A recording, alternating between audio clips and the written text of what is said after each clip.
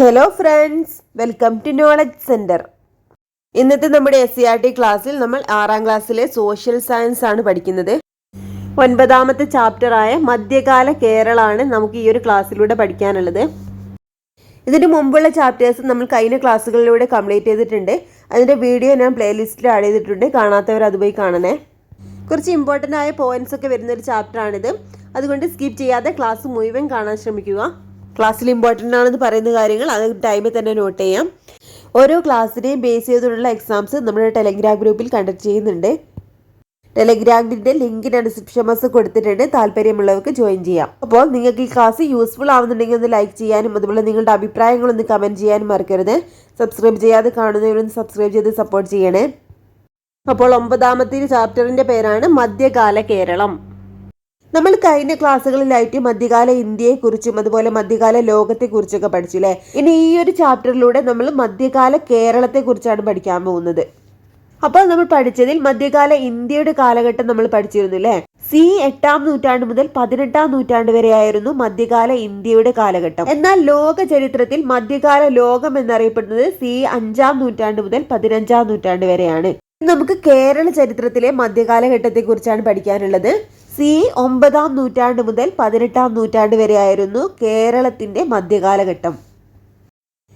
ഈ ഒരു ചാപ്റ്ററിന്റെ തുടക്കത്തിൽ തന്നെ ഒരു ജൂത ചെപ്പേടാണ് കൊടുത്തിട്ടുള്ളത്. എന്താണ് ഈ ചെപ്പേടുകൾ നമുക്ക് നോക്കാം. C 9ാം നൂറ്റാണ്ട് മുതൽ 18ാം നൂറ്റാണ്ട് വരെയാണല്ലോ നമ്മുടെ കേരള ചരിത്രത്തിൽ മധ്യകാലഘട്ടം എന്നറിയപ്പെടുന്നത്. ഈ ഒരു കേരള കാലഘട്ടത്തിനെ പറ്റിയിട്ടുള്ള അറിവും ആ ഒരു കാലയളവിൽ കേരളത്തെ ജനജീവിതവും അതിനെയൊക്കെ പറ്റി പറയുന്ന അതിനൊക്കെ കുറിച്ചുള്ള അറിവ് തരുന്ന ഒരു സുപ്രധാന രേഖകളാണെന്ത് ആ ഒരു കാലഘട്ടത്തിലെ ചെപ്പേടുകൾ എന്നറിയുന്നത്. ചെമ്പ് തകിടിൽ ആലേഖനം ചെയ്ത ലിഖിതങ്ങളാണ് ചെപ്പേടുകൾ എന്ന് വിളിക്കുന്നത്. നാടുവാഴികൾ ക്ഷേത്രങ്ങൾക്കും കച്ചവട സംഘങ്ങൾക്കും മറ്റും ചാർത്തിക്കൊടുത്ത അധികാര രേഖകൾ പ്രധാനമായും ചെപ്പേടുകളിലായിരുന്നു.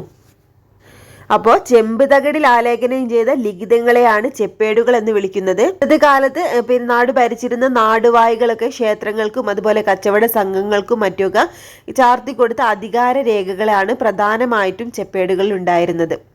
ഉദാഹരണം എന്തൊക്കെയാണെന്ന് നോക്കാം. ചെപ്പേടുകൾക്ക് തരിസാപ്പള്ളി ചെപ്പേട്, അതുപോലെ ജൂത ചെപ്പേട്, ഇതൊക്കെ ഇതിന് ഉദാഹരണങ്ങളാണ്. ചില ചെപ്പേടുകളിൽ നാടുവാഴികളുടെ ഭരണവർഷം രേഖപ്പെടുത്തിയിട്ടുണ്ട്. അപ്പോൾ തരിസാപ്പള്ളി ചെപ്പേട് അതുപോലെ ജൂത ചെപ്പേടൊക്കെ എന്താണ് ചെപ്പേടുകൾക്ക് ഉദാഹരണമാണ്. ചില ചെപ്പേടുകളിൽ നാടുവാഴികളുടെ ഭരണവർഷവും രേഖപ്പെടുത്തിയിട്ടുണ്ട്. അപ്പോൾ ഈ മുകളിൽ കൊടുത്തിട്ടുള്ള ജൂത ചെപ്പേടിൽ ഉപയോഗിച്ചിരിക്കുന്ന ലിപി വട്ടെഴുത്ത് എന്ന പഴയകാല ലിപിയാണ് ഇതിൽ ഉപയോഗിച്ചിരിക്കുന്നത്.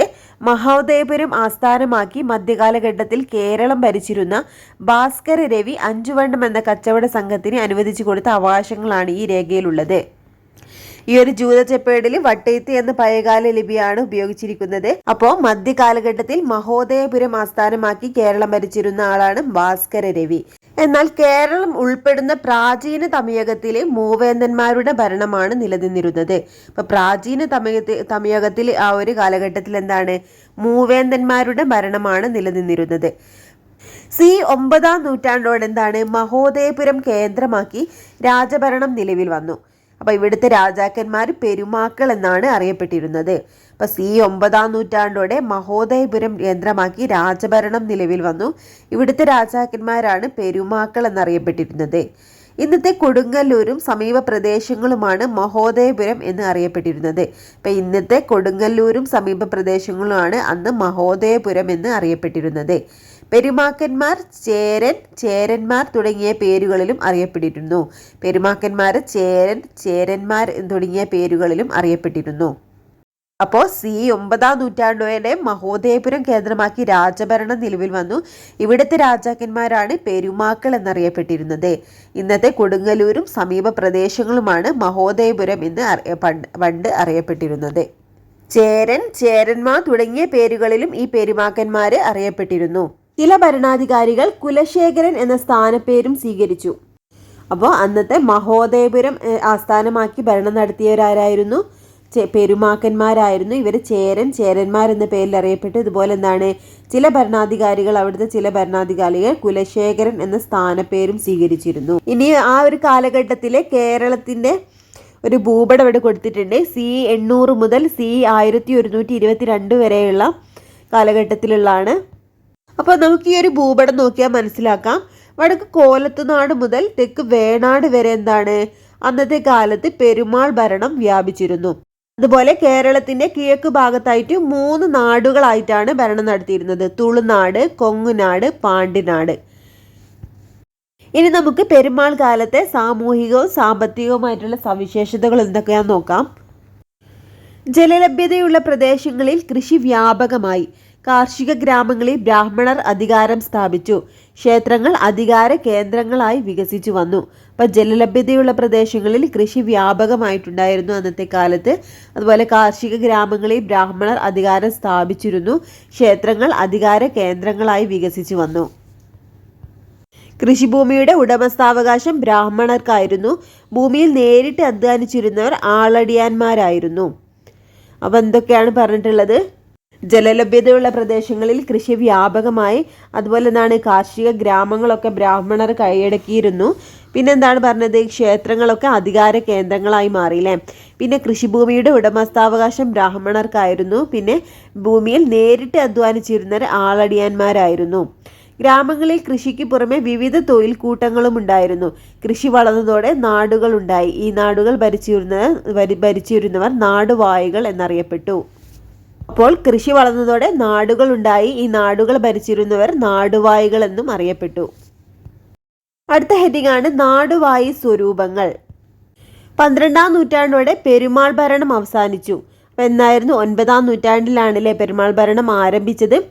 പിന്നെ ഏതായത് മഹോദയപുരം ആസ്ഥാനമാക്കിയാണ് പെരുമാൾ ഭരണം ആരംഭിച്ചിരുന്നത്. അപ്പോൾ 12-ാം നൂറ്റാണ്ട് ആയതോടെ എന്താണ്, ഈ ഒരു ഭരണം അവസാനിച്ചു. അതോടെ അവരുടെ കീഴിൽ ഭരണം നടത്തിയിരുന്ന നാടുവാഴികൾ അതത് നാടുകളിൽ സ്വന്തം നിലയ്ക്ക് ഭരണം ആരംഭിച്ചു. അപ്പോൾ ഇവരുടെ ഭരണം അവസാനിച്ചെങ്കിൽ എന്താണ്, പിന്നെ ഇവരുടെ കീഴിൽ ഭരണം നടത്തിയിരുന്ന നാടുവാഴികൾ ഓരോരോ നാടുകളിൽ എന്താണ് സ്വന്തം നിലയ്ക്ക് ഭരണം ആരംഭിച്ചു. നാടുവാഴികൾക്ക് കീഴിലുള്ള പ്രദേശങ്ങൾ സ്വരൂപങ്ങൾ എന്നറിയപ്പെട്ടു. നാടുവാഴികളുടെ കുടുംബവും സ്വരൂപം എന്ന പേരിൽ തന്നെയാണ് അറിയപ്പെട്ടത്. അപ്പോൾ നാടുവാഴികൾക്ക് കീഴിലുള്ള പ്രദേശങ്ങൾ സ്വരൂപങ്ങൾ എന്നാണ് അറിയപ്പെട്ടിരുന്നത്. അതുപോലെ തന്നെ എന്താണ്, നാടുവാഴികളുടെ കുടുംബവും സ്വരൂപം എന്ന പേരിൽ തന്നെയാണ് അറിയപ്പെട്ടത്. കുടുംബത്തിലെ മൂത്ത അംഗമാണ് അധികാരം കൈയാളിയിരുന്നത്. വേണാട് ഭരിച്ചിരുന്ന തൃപ്പാപ്പൂർ സ്വരൂപം, കൊച്ചി ഭരിച്ചിരുന്ന പെരുമ്പടപ്പ് സ്വരൂപം, കോഴിക്കോട് ഭരിച്ചിരുന്ന നെടിയിരിപ്പ് സ്വരൂപം, ചിറക്കൽ ഭരിച്ചിരുന്ന കോല സ്വരൂപം എന്നിവയായിരുന്നു പ്രധാന സ്വരൂപങ്ങൾ. അപ്പം നാടുവാഴികളുടെ കുടുംബവും അതുപോലെ നാടുവാഴികളും എന്താണ് സ്വരൂപം എന്ന പേരിൽ തന്നെയാണ് അറിയപ്പെട്ടത്. കുടുംബത്തിലെ മൂത്ത അംഗമാണെന്ത് അധികാരം കൈയാളിയിരുന്നത്. വേണാട് ഭരിച്ചിരുന്ന തൃപ്പാപ്പൂർ സ്വരൂപം, ഓരോരോ നാടുകൾ നോക്കണേ. വേണാട് ഭരിച്ചിരുന്നത് തൃപ്പാപ്പൂർ സ്വരൂപമായിരുന്നു. കൊച്ചി ഭരിച്ചിരുന്നത് പെരുമ്പടപ്പ് സ്വരൂപമായിരുന്നു. അതുപോലെ കോഴിക്കോട് ഭരിച്ചിരുന്നത് നെടിയിരിപ്പ് സ്വരൂപം, ചിറക്കൽ ഭരിച്ചിരുന്നത് കോല സ്വരൂപം എന്നിവയായിരുന്നു. ഇതൊക്കെ പ്രധാനപ്പെട്ട സ്വരൂപങ്ങളാണ്. നാടുകൾ തമ്മിൽ സമ്പത്തിലും സൈനിക ശക്തിയിലും വ്യത്യാസങ്ങൾ ഉണ്ടായിരുന്നു. ആധിപത്യത്തിന് വേണ്ടി നാടുവാഴികൾ പരസ്പരം പോരടിച്ചു. ഓരോ നാടുകളിലെ സമ്പത്തിലും അതുപോലെ സൈനിക ശക്തിയിലൊക്കെ വ്യത്യാസങ്ങൾ ഉണ്ടായിരുന്നു. ആധിപത്യത്തിന് വേണ്ടി നാടുവാഴികൾ പരസ്പരം പോരടിച്ചു. ഇനി ഇവിടെ ഒരു വർക്ക് കൊടുത്തിട്ടുണ്ട്, കുട്ടികൾക്ക് ഫില്ല് ചെയ്യാനാണ്. വേണാട് തൃപ്പാപ്പൂർ സ്വരൂപം കൊടുത്തിട്ടുണ്ട്. ഇനി കൊച്ചിയാണ്. കൊച്ചി എന്താണ്? കൊച്ചി പെരുമ്പടപ്പ് സ്വരൂപമാണ് അല്ലേ. പിന്നെ കോഴിക്കോട് നെടിയിരിപ്പ് സ്വരൂപം, ചിറക്കൽ കോല സ്വരൂപം. അപ്പം വേണാട് തൃപ്പാപ്പൂർ സ്വരൂപം, കൊച്ചി എന്താണ്? പെരുമ്പടപ്പ് സ്വരൂപം, കോഴിക്കോട് നെടിയിരിപ്പ് സ്വരൂപം, ചിറക്കൽ കോല സ്വരൂപം. അടുത്ത ഹെഡിംഗ് ആണ് കച്ചവടം. മധ്യകാല കേരളത്തിൽ പുറംനാടുകളുമായുള്ള കച്ചവടം പ്രാദേശിക കച്ചവടവും പുരോഗതി പ്രാപിച്ചിരുന്നു. അപ്പം മധ്യകാല കേരളത്തിൽ പുറംനാടുകളുമൊക്കെ ആയിട്ട് കച്ചവട ബന്ധങ്ങൾ ഉണ്ടായിരുന്നു. അപ്പം എന്തൊക്കെ വിഭവങ്ങളാവും നമ്മുടെ ദേശത്ത് നിന്ന് കൈമാറ്റം ചെയ്തിട്ടുണ്ടാവുക? ഏലം, ഇഞ്ചി, കുരുമുളക്, ഇതൊക്കെ എന്താണ് ഇവിടെ കേരളത്തിൽ നിന്നും പുറംനാടുകളിലേക്ക് കൊണ്ടുപോയിട്ടുള്ള വിഭവങ്ങളാണ്. ഇനി തിരിച്ചു കൊണ്ടുവന്നിട്ടുള്ള എന്തൊക്കെ വിഭവങ്ങളാണ്? പുറംനാടുകളിൽ നിന്നും കേരളത്തിലേക്ക് കൊണ്ടുവന്നിട്ടുള്ള വിഭവങ്ങൾ എന്തൊക്കെയാണ്? കളിമൺ പാത്രങ്ങൾ, മീൻ വലകൾ, പട്ട്, ഇവയൊക്കെ എന്താണ് കേരളത്തിലേക്ക് പുറംനാടുകളിൽ നിന്നും കൊണ്ടുവന്ന വിഭവങ്ങളാണ്. തുടക്കത്തിൽ കച്ചവടം പ്രധാനമായും സാധനങ്ങൾക്ക് പകരം സാധനങ്ങൾ കൈമാറുന്ന രീതിയിലായിരുന്നു. പിന്നീട് നാണയം നൽകി സാധനങ്ങൾ വാങ്ങി. 5 വണ്ണം, മണിഗ്രാമം തുടങ്ങിയ പേരുകളിൽ കച്ചവട സംഘങ്ങൾ അന്ന് നിലവിലുണ്ടായിരുന്നു. അപ്പോൾ തുടക്കത്തിലൊക്കെ എന്തായിരുന്നു? കച്ചവടം പ്രധാനമായിട്ടും സാധനങ്ങൾക്ക് പകരം സാധനങ്ങൾ കൈമാറുന്ന രീതിയായിരുന്നു. പിന്നീട് എന്ത് ചെയ്തു? പിന്നീട് നാണയം നൽകി സാധനങ്ങൾ വാങ്ങാൻ തുടങ്ങി. അഞ്ചുവണ്ണം, മണിഗ്രാമം തുടങ്ങിയ പേരുകളിൽ കച്ചവട സംഘങ്ങൾ അന്ന് നിലനിന്നിരുന്നു. അപ്പോൾ അന്നത്തെ കാലത്ത് നിലനിന്നിരുന്ന കച്ചവട സംഘങ്ങൾ ഏതൊക്കെയായിരുന്നു? അഞ്ചുവണ്ണം, മണിഗ്രാമം. ഇനി വ്യാപാരത്തിന്റെ പ്രാധാന്യം മനസ്സിലാക്കിയ പെരുമാക്കന്മാർ കച്ചവട സംഘങ്ങൾക്ക് വേണ്ട സഹായങ്ങളൊക്കെ ചെയ്തു കൊടുത്തു. വ്യാപാരത്തിന്റെ പ്രാധാന്യം മനസ്സിലാക്കിയപ്പോൾ എന്താണ്? പെരുമാക്കന്മാർ കച്ചവട സംഘങ്ങൾക്ക് വേണ്ട സഹായങ്ങളൊക്കെ ചെയ്തു കൊടുത്തു. അപ്പോൾ അന്നത്തെ കാലത്ത് ഉണ്ടായിരുന്ന 2 കച്ചവട സംഘങ്ങളാണ് അഞ്ചുവണ്ണവും മണിഗ്രാമവും. അടുത്തതായിട്ട് ഒരു ബോക്സ് കൊടുത്തിട്ടുള്ളതാണ് അഞ്ചുവണ്ണം, മണിഗ്രാമം. സി 9 മുതൽ 13 വരെ നൂറ്റാണ്ടുകളിൽ കേരളത്തിൽ കച്ചവടം നടത്തിയ സംഘങ്ങളാണിവ. കേരളത്തിന്റെ കടൽത്തീര പട്ടണങ്ങളായിരുന്നു ഇവരുടെ പ്രധാന വ്യാപാര കേന്ദ്രങ്ങൾ. അപ്പൊ സി 9 മുതൽ 13 വരെ നൂറ്റാണ്ടുകളിൽ കേരളത്തിൽ കച്ചവടം നടത്തിയ സംഘങ്ങളാണ് എന്ത്? അഞ്ചുവണ്ണവും മണിഗ്രാമവും. സി 9 മുതൽ 13 വരെ. കേരളത്തിന്റെ കടൽത്തീര പട്ടണങ്ങളായിരുന്നു ഇവരുടെ പ്രധാന വ്യാപാര കേന്ദ്രങ്ങൾ. അതായത് അഞ്ചുവണ്ണം, മണിഗ്രാമം എന്നീ കച്ചവട സംഘത്തിന്റെ പ്രധാന വ്യാപാര കേന്ദ്രങ്ങൾ അന്നത്തെ കേരളത്തിന്റെ കടൽത്തീര പട്ടണങ്ങളായിരുന്നു. അടുത്ത ഹെഡിങ് ആണ് അങ്ങാടികൾ. അക്കാലത്ത് സമുദ്ര വാണിജ്യത്തിൽ വലിയ പുരോഗതി ഉണ്ടായി. കയറ്റുമതി ചെയ്തിരുന്ന ഉൽപ്പന്നങ്ങളുടെ ആവശ്യം വർദ്ധിച്ചു. ഉൾനാടുകളിൽ ഇത്തരം ഉൽപ്പന്നങ്ങളുടെ കൃഷി വ്യാപിച്ചു. ഗ്രാമങ്ങളിൽ ഉൽപ്പാദിപ്പിക്കുന്ന വിഭവങ്ങൾ അങ്ങാടികളിൽ കൊണ്ടുവന്ന് കൈമാറി. അപ്പം അങ്ങാടികൾ എന്തായിരുന്നു? അക്കാലത്ത് സമുദ്ര വാണിജ്യത്തിൽ എന്താണ്? വലിയ പുരോഗതി ഉണ്ടായിരുന്നു. കയറ്റുമതി ചെയ്യുന്ന ഉൽപ്പന്നങ്ങളുടെ ആവശ്യം വർദ്ധിച്ചു വന്നു. ഉൾനാടുകളിൽ ഇത്തരം ഉൽപ്പന്നങ്ങളുടെ കൃഷി വ്യാപിച്ചു. അതുകൊണ്ട് ഗ്രാമങ്ങളിൽ ഉൽപ്പാദിപ്പിക്കുന്ന വിഭവങ്ങൾ അങ്ങാടികളിൽ കൊണ്ടുവന്ന് കൈമാറി. അപ്പം അങ്ങാടികളിലായിരുന്നു എന്ത്? ഇവിടെ വ്യാപാരം നടന്നിരുന്നത്. ഗ്രാമങ്ങളിൽ ഉൽപ്പാദിപ്പിക്കുന്ന വിഭവങ്ങൾ അങ്ങാടിയിൽ കൊണ്ടുവന്ന് കൈമാറുകയാണ് ചെയ്തത്. ഇവിടെ അങ്ങാടിയിലെ ഒരു വ്യാപാരത്തിന്റെ ചിത്രം കൊടുത്തിട്ടുണ്ട്. അങ്ങാടികളുടെ വളർച്ച പ്രാദേശിക കച്ചവടം ശക്തിപ്പെടുത്തുന്നതിന് സഹായകമായി. അനന്തപുരം, കൊല്ലം, കൊച്ചി, കോഴിക്കോട്, പന്തലായനി തുടങ്ങിയവയാണ് അന്നത്തെ പ്രധാന അങ്ങാടികൾ. അനന്തപുരം, കൊല്ലം, കൊച്ചി, കോഴിക്കോട്, പന്തലായനി. അനന്തപുരം, കൊല്ലം, കൊച്ചി, കോഴിക്കോട്, പന്തലായനി തുടങ്ങിയവയാണ് അന്നത്തെ പ്രധാന അങ്ങാടികൾ. കൊല്ലം, കൊച്ചി, കോഴിക്കോട്, വളപട്ടണം തുടങ്ങിയവ പ്രധാന തുറമുഖങ്ങളായിരുന്നു. അന്നത്തെ തുറമുഖങ്ങൾ ഏതൊക്കെയായിരുന്നു? കൊല്ലം, കൊച്ചി, കോഴിക്കോട്, വളപട്ടണം തുടങ്ങിയവയായിരുന്നു അന്നത്തെ പ്രധാന തുറമുഖങ്ങൾ. അന്ന് ഒരു ബോക്സ് കൊടുത്തിട്ടുള്ളതാണ് മണിപ്രവാളം. മധ്യകാലഘട്ടത്തിൽ സംസ്കൃതവും പഴയ മലയാള ഭാഷയും ചേർന്ന് ഒരു ഭാഷാ ശൈലി രൂപം കൊണ്ടു. ഇത് മണിപ്രവാള രീതി എന്ന് അറിയപ്പെടുന്നു. നിരവധി ഗ്രന്ഥങ്ങൾ ഈ ശൈലിയിൽ രചിക്കപ്പെട്ടിട്ടുണ്ട്. അപ്പോൾ മധ്യകാലഘട്ടത്തിൽ സംസ്കൃതവും പഴയ മലയാള ഭാഷയും ചേർന്ന് രൂപം കൊണ്ടാണ് മണിപ്രവാളം എന്ന് പറയുന്നത്. നിരവധി ഗ്രന്ഥങ്ങൾ ഈ ശൈലിയിൽ രചിക്കപ്പെട്ടിട്ടുണ്ട്. സംസ്കൃതവും മലയാളവും കൂടിയതാണ് മണിപ്രവാളം. ഈ ഒരു മണിപ്രവാളം ഭാഷയിൽ എഴുതിയതാണ് എന്ത്? കൃതിയാണ്. ഉണ്ണുനീലി സന്ദേശമൊക്കെ മണിപ്രവാളത്തിൽ എഴുതിയാട്ടോ. 15-ാം നൂറ്റാണ്ടിൽ കേരളത്തിലെത്തിയ മാഹ്വാൻ എന്ന ചൈനീസ് സഞ്ചാരി കോഴിക്കോട് തുറമുഖത്തെയും അവിടുത്തെ കച്ചവടത്തെയും പറ്റി വിവരിച്ചതാണ് കൊടുത്തിട്ടുള്ളത്. അപ്പോൾ 15-ാം നൂറ്റാണ്ടിൽ കേരളത്തിലെത്തിയ ചൈനീസ് സഞ്ചാരിയാണ് മാഹ്വാൻ. അദ്ദേഹത്തിൻ്റെ ഒരു വിവരണമാണ് കോഴിക്കോട് തുറമുഖത്തെ പറ്റി. ചൈനയിൽ നിന്നൊരു കപ്പലെത്തുമ്പോൾ രാജാവിൻ്റെ പ്രതിനിധിയായ ഷാബന്തർ കോയയും ഒരു ദല്ലാളും കപ്പലിലെത്തും. കപ്പലിലെ വസ്തുക്കളുടെ പട്ടിക തയ്യാറാക്കി ചരക്കുവില കണക്കാക്കാൻ ഒരു ദിവസം നിശ്ചയിക്കും. ആദ്യം പട്ടുവസ്ത്രങ്ങൾ വില നിശ്ചയിച്ചു കഴിഞ്ഞാൽ പ്രതിജ്ഞയെടുക്കുമായിരുന്നു. നിങ്ങളുടെ ചരക്കുകളുടെ വില ഇപ്പോൾ നിശ്ചയിച്ചിരിക്കുന്നു. ഒരു കാരണവശാലും അതിൽ മാറ്റം വരുത്തുവാൻ പാടുള്ളതല്ല. ഇങ്ങനെ ദല്ലാൾമാർ ഉറപ്പിക്കുന്ന വിലക്കാണ് അന്ന് വസ്തുക്കൾ കൈമാറ്റം ചെയ്തിരുന്നത്. അപ്പോൾ കോഴിക്കോട് തുറമുഖത്തേക്ക് ഒരു ചരക്ക് കപ്പലെത്തുമുള്ള കാര്യമാണ് ഇവിടെ പറഞ്ഞിട്ടുള്ളത്. ഇനി ആ ഒരു കാലഘട്ടത്തിലെ കലയും സാഹിത്യത്തെക്കുറിച്ചൊക്കെയാണ് പറയുന്നത്. മലയാളം തമിഴിൽ നിന്ന് രൂപപ്പെട്ടു വന്ന ഭാഷയാണെന്ന് പൊതുവെ കരുതപ്പെടുന്നു. സംസ്കൃതവും മലയാള ഭാഷയുടെ വികാസത്തിൽ ഏറെ സ്വാധീനം ചെലുത്തിയിട്ടുണ്ട്. വട്ടെഴുത്ത്, കോലെഴുത്ത് എന്നീ ലിപികളിലാണ് പഴയ മലയാളം എഴുതിയിരുന്നത്. വട്ടെഴുത്തിലൂടെ എഴുതിയതാണ് ജൂതച്ചെപ്പേട്.